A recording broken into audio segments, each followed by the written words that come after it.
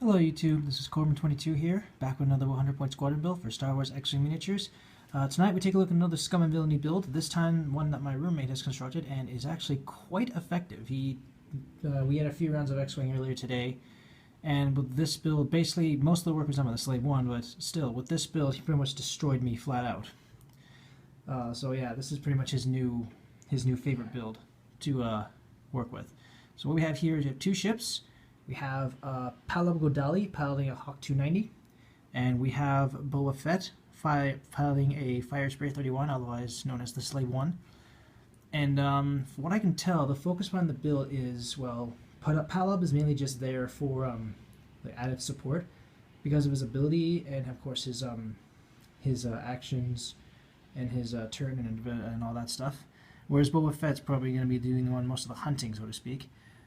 He calls this build his shared bounties build because, from what I gather, Palob Godali is also a bounty hunter. I don't know for sure, but that's what I'm getting at. That's what I'm getting at. Anyway, here are the ships and pilots. Let's look at the build itself. So it's a two-ship build. Most of the upgrades going straight to Boba Fett. Palob gets a few of his own, but again, he's mainly just there for support, from what I gather, or from what I've seen. But that being said, let's move on to let's break down the build a little. Right. First ship we have here, the heavy hitter, is Boba Fett.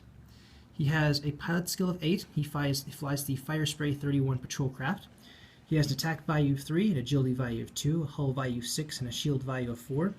He can take on the focus, lock on, and evade actions. He costs 39 squadron points. Is able to take on an elite pilot skill upgrade, a cannon upgrade, a bomb upgrade, a crew slot, a missile, and an illicit upgrade. His ability states, when attacking or defending, you may reroll one of your dice for each enemy ship at range 1. So Boba Fett is a rusher, right? This version of Boba Fett is a rusher. You want him to get as close as possible so that you'll be able to get as many rerolls as you can for every ship at enemy ship at range 1. That means you have a good chance, with Boba, you have a good chance of, if you get a bad roll, you can correct it with his rerolls, provided he has at least one ship at range 1. For his modification, we've got a shield upgrade, which increases his shield value by 1, so now Boba Fett has a total hit point value of 11, 6 hull and 5 shields. For his title card, we've gone with the Slave 1, which is only for the Fire Spray 31, and it states your upgrade bar gains the Warhead icon upgrade, which is great for either putting on a warhead or an extra munitions. Now for the upgrades themselves, there's quite a lot of them.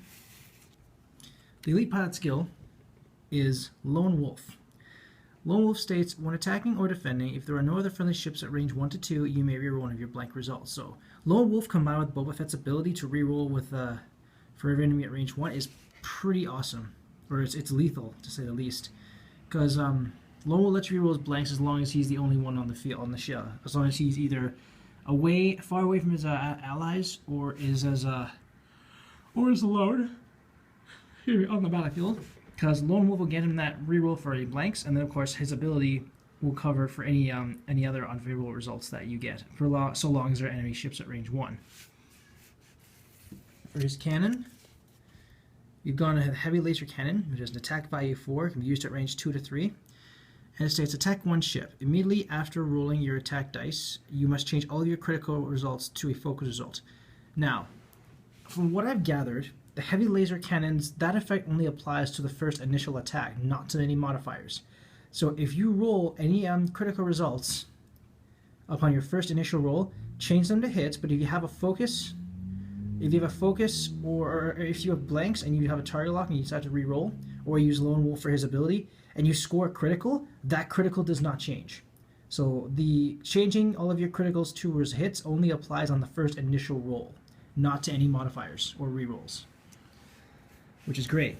Now for his bomb, gone with a simple seismic charge here, which is pretty much the first weapon, the first ever weapon we saw aboard the Slave 1 when Jango Fett was flying it. And it states, when you immediately move or dial, you may discard this card to drop one seismic charge token. This token detonates at the end of the activation phase. Seismic charges, I believe, you drop it and then you move. Any ship that's in range 1 suffers 1 regular damage.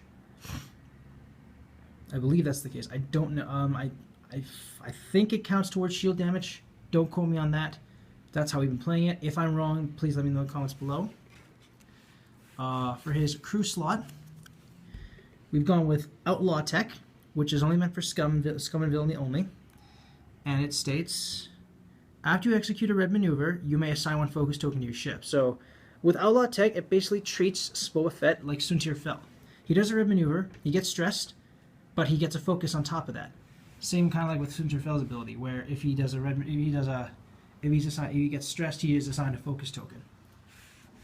For his missile, he's gone with a few of them, but the one he decided to go with is a homing missile, which have an attack value 4, can be used at range 2 to 3, and it states, discard this card to perform this attack. The defender cannot spend evade tokens during this attack. So this is good for ships that have an evade action, or can't take evade tokens, because the homing missiles renders the evade tokens moot.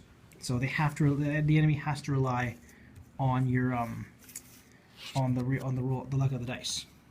Now for his new warhead slot, we've gone with extra munitions, which means he now has 2 homing missile and 2 seismic charges.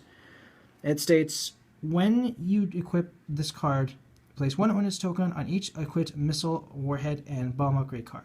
When you are instructed to discard an upgrade card, you may instead discard one ordnance token instead. So yeah, the extra munitions again give you at the cost of a warhead slot, which Boba now has with the Slave 1. He takes 2 homing missiles and 2 seismic charges as opposed to 1 of each. And for his illicit upgrade, he's gone with a Hotshot Blaster, which has an attack value 3 and can be used at range 1 to 2.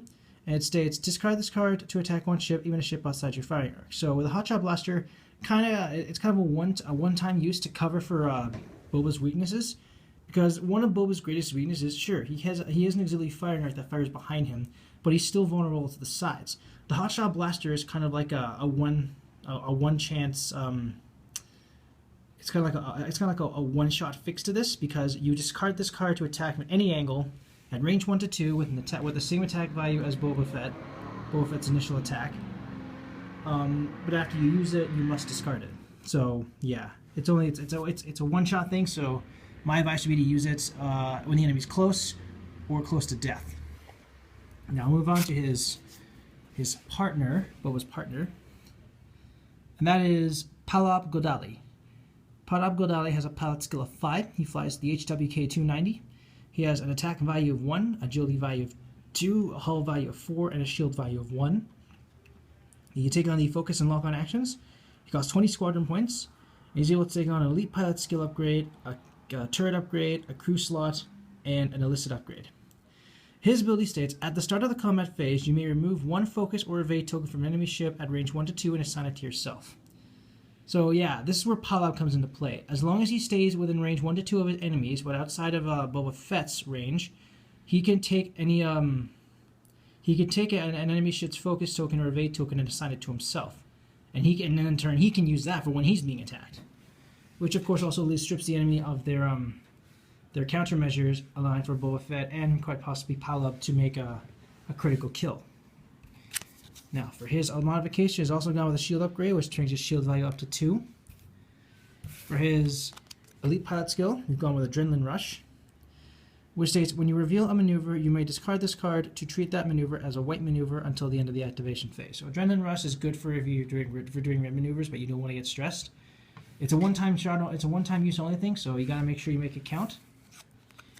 For his crew slot, we've gone with a Saboteur, which adds a third action to Godali's action bar. It says, choose one enemy ship at range 1 and roll 1 attack die.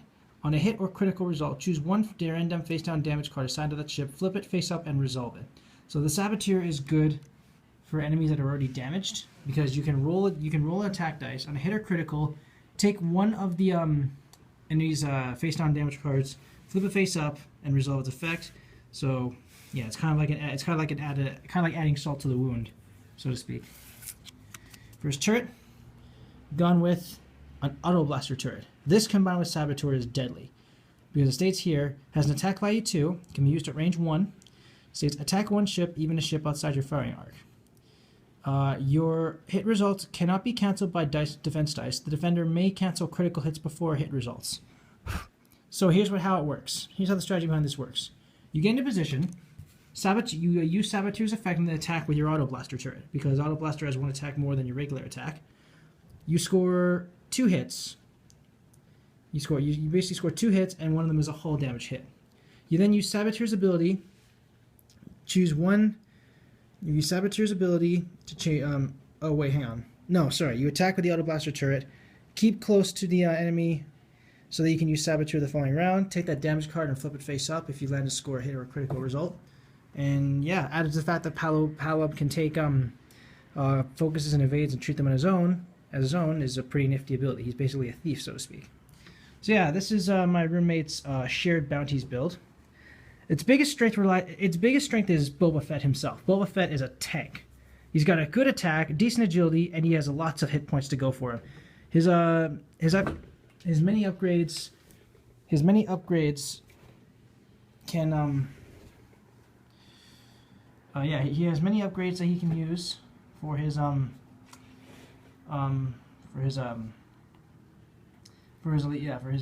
attacks, and of course he has a shield upgrade which grants him increased lastability. Slave One allows him to take a warhead, which is where the extra munitions comes into play, and yeah, and of course you got the homing missiles for he has the homing missiles which. In case Palob Godali can't take away the enemy's focuses, the outlaw missiles, homing missiles will take care of that. The outlaw tech is good for getting a free focus action when you're stressing yourself out. Heavy laser is good for long distance heavy hitting. Cyber charges for leaving a little surprise, as Boba Fett would say. Lone Wolf plus Boba Fett's ability, lots and lots of rerolls if with the enemy ships. Hot Shot Blaster is kind of a good one-shot resolve for hitting enemies outside your firing arc. And of course you have Palob, who basically acts as Boba's, well, wingman, for lack of a better term. He has the Saboteur and Auto Blaster turret. His ability lets him take away enemy focuses and evade results and add it to his own. Combining this with the Moldy Crow title card, it's of course would make it so that you keep those focus results for yourself. Disadvantages of the build? None that I can think of with Boba. Boba's pretty much a tank. He can dish out the hits and take them at the same time, so there really is no problem with him. For Palob, there's lots of problems. His primary attack is abysmal. He only has an attack value of 1. Adrenaline Rush is only a one-shot use, and Palob cannot take any. Palob has a lot of what I call are unnecessary red maneuvers, like a soft 3 and all that stuff, and a straight 4. Also, the Auto Blaster turret is a bit of a problem as well, because you have to get really, really close to the enemy to use it. And the Saboteur is a potential weakness as well, because you have to be at range 1 in order to use its effect. Other than that, it's a solid build. I mean, it's beaten me 3 times. It's beaten 3 of my builds 3 times in a row. So, yeah, TD, get out here. So yeah, this is the shared bounties build. Let me know what you guys think in the comments below. Any sort of criticism is greatly appreciated. If you like, you may use this build for any competitive or casual play. Or if you want, you can tweak it or revamp it to your own specifications. Thank you guys so much for watching. This is Corbin22, signing off.